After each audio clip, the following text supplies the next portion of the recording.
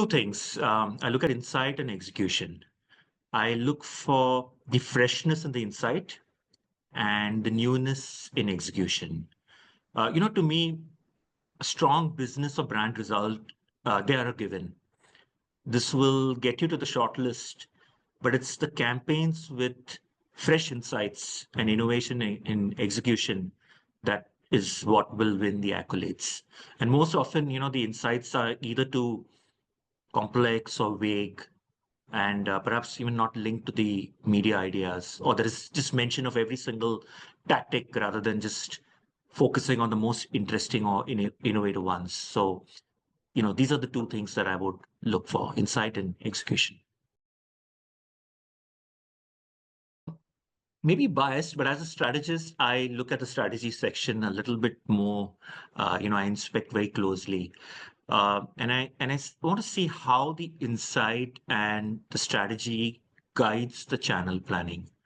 Often, as I mentioned earlier, channels in the written case are just listed, and they don't link back to the strategy. So, when I look very closely at what's the role of each channel. What is the objective of why a channel has been selected, and how does it link back to the strategy?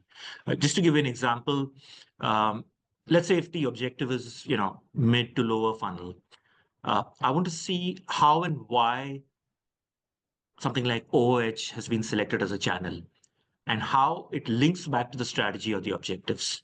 That, OOH is not just as an awareness booster channel, but more as a business driver, perhaps in boosting trials or purchase as a retail billboard or, something like that.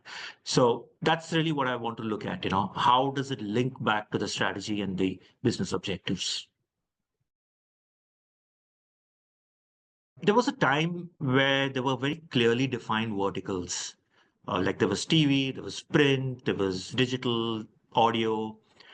Today, a lot of these verticals are barely distinguishable. They're almost on a collision path. For example, Instagram is becoming more like a TikTok. TikTok is becoming like a YouTube. Spotify has launched music videos. TikTok has launched music streaming service in Singapore. And this has actually changed a lot in terms of media behavior. In fact, there is a GWI data, I think this is for Southeast Asia, which indicates that the daily time spent on social media, while it's high, but it's actually declining. So what's happening is social media is becoming less social and more about the media. In earlier days, it was all about social media was all about social connection. Today, a lot of it is, mostly due to user generated content, is serving up a lot of entertainment. And all this UGC is fulfilling the same function as televised content or any content that you would see on OTT. So there's a clear shift in the way social media is becoming more of media and less about social. AI. And since AI is a hot topic, I cannot not talk about AI. Um, However, I have a counter argument to the topic of using AI. Look, in the future, AI generated content will continue to fill our feeds. And that's where the value of breaking out of bland, standardized AI content will become important. Because, AI content perhaps could just lead to very standardized, like a sea of sameness. And it's really going to be about real human moments and experiences to counterbalance this flurry of AI personalized content. Also, the rise of creator-driven content, and we're just talking about, the creators, creating their own content, combined with AI and combined with e-commerce, which we just spoke about, is really going to change the way how brands engage with audiences.